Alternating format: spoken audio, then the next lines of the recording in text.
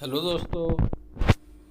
यहाँ पे आप लोग देख रहे होंगे कि यहाँ पे ब्रेकिंग न्यूज़ में दिखा रहा है कि स्टूडेंट्स के द्वारा यहाँ पे न्यूज़ लाइव न्यूज़ पे आपको यहाँ पे बातचीत हुई है। यहाँ पे कुछ पार्टीज के लोग थे जहाँ पे ये स्टूडेंट से बात की हैं और आपस में भी बात की हैं कि क्यों एग्ज़ाम होना चाहिए और क्यों नहीं होना चाहिए। ठीक है, तो यहाँ पे कुछ लोग हैं, कुछ पार्टीज के लोग यहाँ पे कुछ बोल रहे हैं, सपोर्ट कर रहे हैं, कुछ लोग नहीं कर रहे हैं। तो यहाँ पे यही बात हुई थी कि यहाँ पे एक तरह से देखा जाए तो एनटीए नहीं चाह रही या सुप्रीम कोर्ट नहीं चाह रही। यहाँ पे आप देख भी सकते हैं, ये अभी कुछ देर पहले का ही है।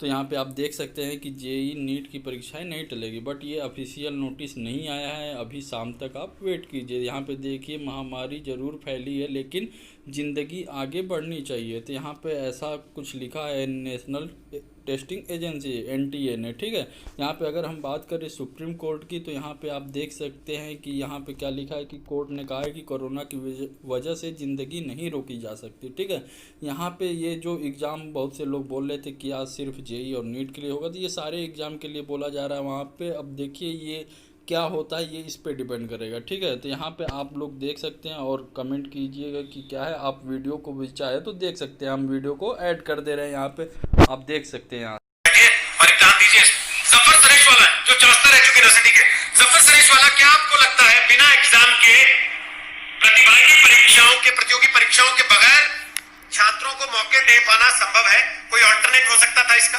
कोई और रास्ता हो सकता है जो आप सुझाना चाहें?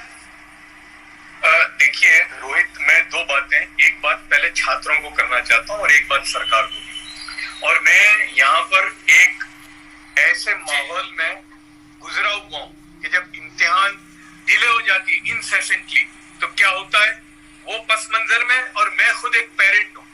और तीसरा, मैंने यूनिवर्सिटी की चांसलरशिप चलाई है। मैं बच्चों के मसले से, माँ बाप के मसले से बहुत खूबी से वाकिफ हूं।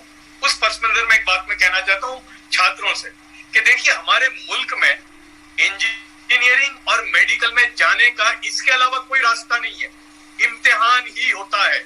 और यही जॉइंट एंट्रेंस एग्जामिनेशन और नीट पूरी दुनिया में, वहां शायद होती अमेरिका में, इंग्लैंड में, और हर जगह पर इम्तिहान हुए हैं। इसके अलावा कोई चारा नहीं है।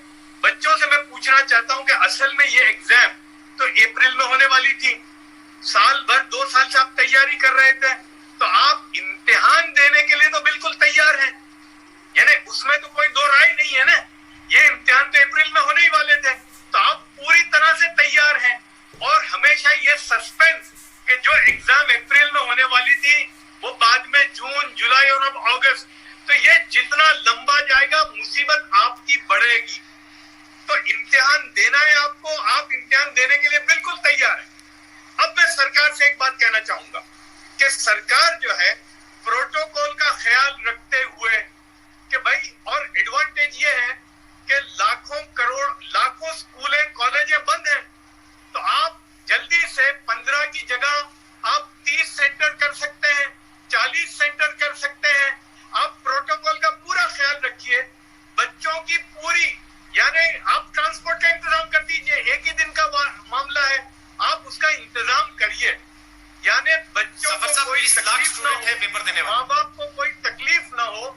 और वो उस तरह से ख्याल करते हुए अगर सरकार करती है तो मैं नहीं समझता कि इम्तिहान देने में कोई तकलीफ है। मैं आपकी बात से सहमत हूँ। जो माँ बाप 2 साल से अपने बच्चों को तैयारी करा रहे होंगे, जिन्होंने उस कोचिंग पर 2 साल खर्चा किया, जिन्होंने इंतजार किया कि इस साल में उनका बच्चा इंजीनियरिंग या मेडिकल कॉलेज में दाखिला पा लेगा, जुबिन मल्होत्रा, उन माँ बाप को भी तो चोट है, ये आर्थिक चोट भी है।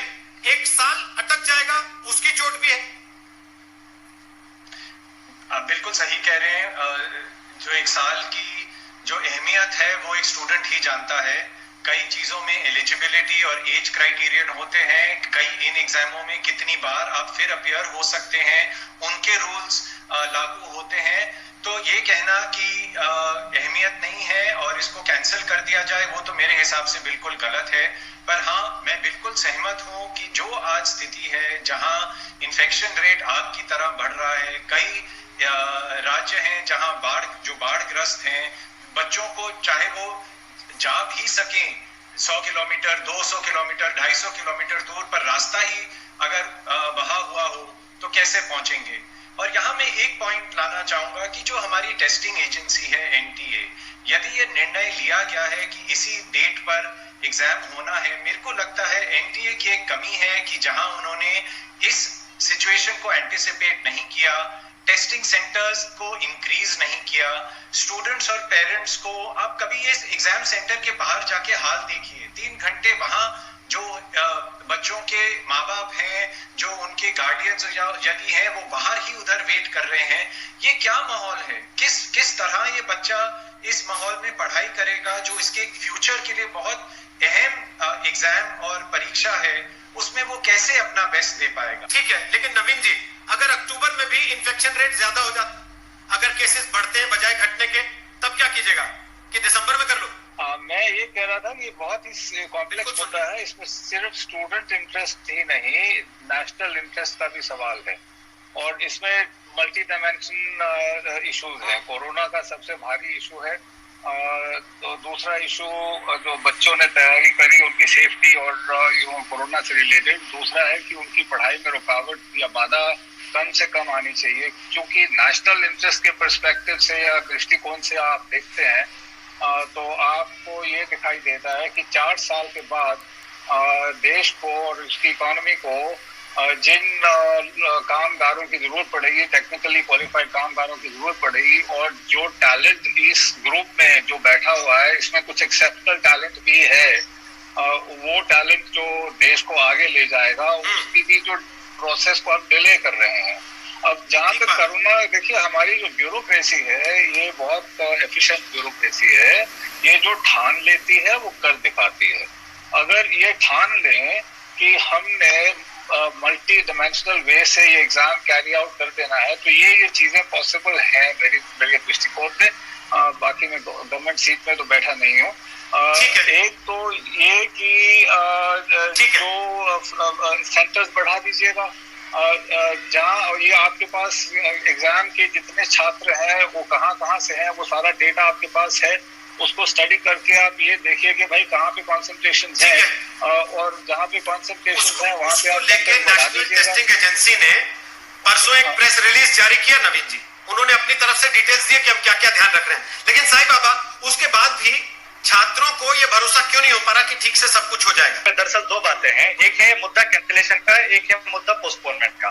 कैंसिलेशन का मुद्दा उन लोगों का है जो लोग जैसे सीबीएसई कंपार्टमेंट एग्जाम दे रहे हैं, तो 10th और 12th के बच्चे हैं जिनके एक सब्जेक्ट पास नहीं हुआ है और जिनकी सब्जेक्ट रह गई थी, और जो फाइनल ईयर के एग्जामिनेशन स्टूडेंट है जो यूनिवर्सिटी के।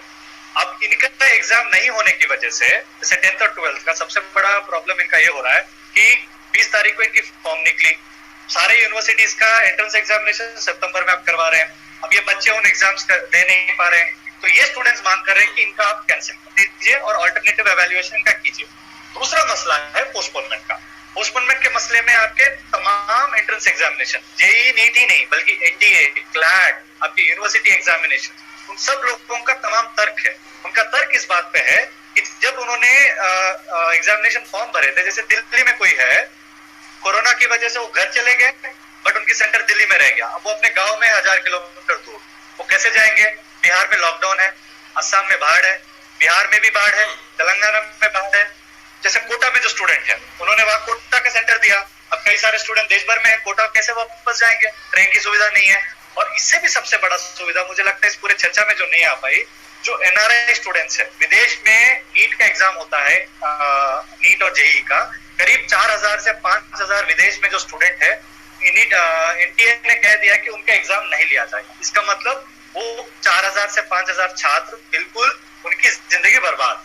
और कई सारा कारण है, माँ बाप के पास पैसे नहीं है कि ट्रांसपोर्ट इतने दूर तक किसी तरीके से टैक्सी करके जाए, उनको डर ये लग रहा है कि माँ बाप को ले जाएंगे तो उनको भी कोरोना हो जाएगा, और अस्पतालों में बेड की सुविधा नहीं है।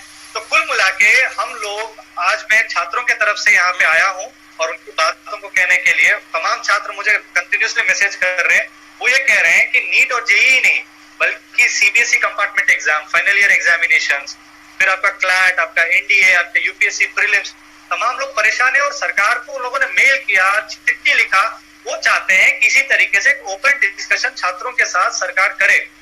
और इसमें जैसे आपने बोला, ये राजनीतिक बिल्कुल अब नहीं करना चाह रहे, हम साफ तौर पे कह रहे हैं कि सरकार इनकी बातें सुने।